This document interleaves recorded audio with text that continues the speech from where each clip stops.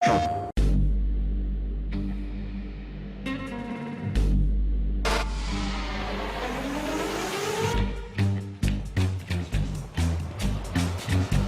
is survival racing, urban off-road racing, the party at the end of the world. This is as rough and rugged as any previous MOTORSTORM, if not more so.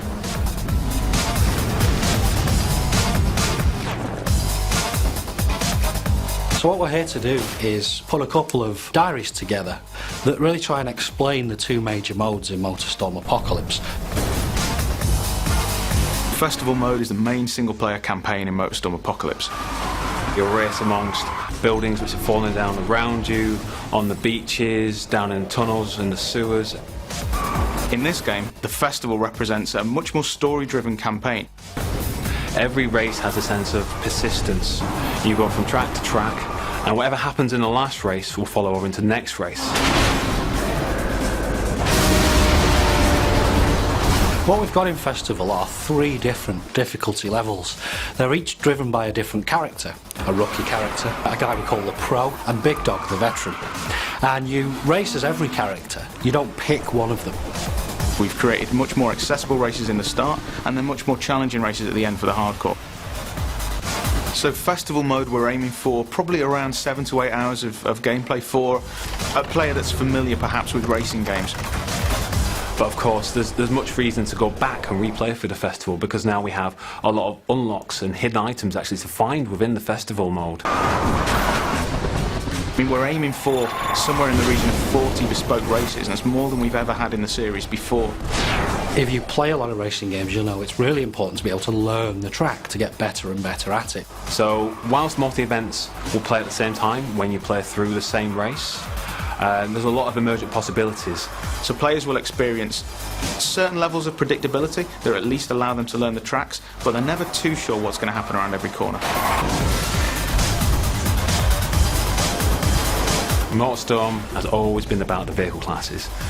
We've now got 13 in total, which are 5 new vehicle classes. So you've got all the existing vehicles from the previous games, monster trucks, big rigs, buggies, bikes, etc., which all bring their unique style and handling abilities to the game. We're now introducing vehicles which are a bit more suited to the city. So vehicles like supercars, superbikes, choppers, muscle cars, and even super minis, more European style hot hatches. So they're all present in the game, but they've all been given the MOTORSTORM treatment. We noticed there was a lot of enthusiasm for taking the game into a city, but we really didn't want to do MOTORSTORM does urban racing. We wanted to do more than that and be more exciting. You're driving down the sides of skyscrapers, jumping from rooftop to rooftop, going down into the sewers, onto the train lines. This is as rough and rugged as any previous MOTORSTORM, if not more so. Because we've got all these different vehicle types and different parts of the city that we've created to use, there's a very different feeling between racing, say, a muscle car around the streets of downtown and racing a buggy down through the beaches and the parks. We made a very deliberate choice to give the player, or hand-pick the player, a vehicle for every race within the festival. And the reason being is that we can then tailor the grids, the AI that you're playing against, around that vehicle choice. For example, one of the races may feature the player on the bike, but then every other AI competitor has a big rig, and their objective is to just take you out. So you have to survive this race more than anything else.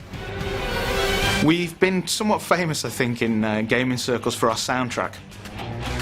This time around, we've gone for a completely different approach.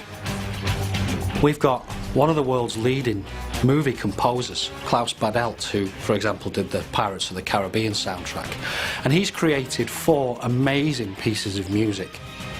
But what we've also done is contacted some top remix artists and DJs. And they're going to give us an entire soundtrack that covers the whole game. And so what this allows us to do is to key back into the series and the soundtrack and the mood that elicits in the previous games, but also do something completely unique.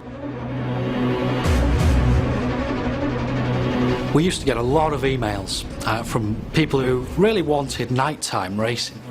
The old mantra was race by day, party by night. The truth of the matter was a little bit more mundane, and that was it was actually quite difficult to develop night races with the technology we had. And what we've decided to do this time around is make sure that it's race and party, day and night. And we're never going to race kind of in the middle of the night, because we found it just isn't particularly enjoyable. It's dark enough so that the headlights have a use, and it really makes the race feel different to how it would play out in the daytime. We've added life to the city in the form of a private military contractor and a bunch of crazy looters.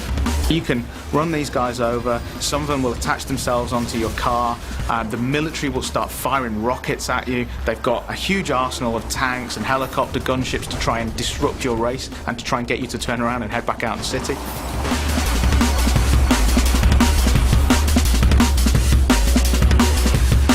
When you play the game, it feels different. It feels like no type of off-road racing experience you've had and no type of urban racing experience that you've had before. They kind of come together really nicely to offer a whole fresh take on this type of experience.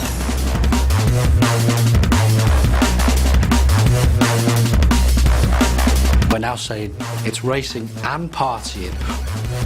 48 hours of insanity before everybody has to get the hell out of the city.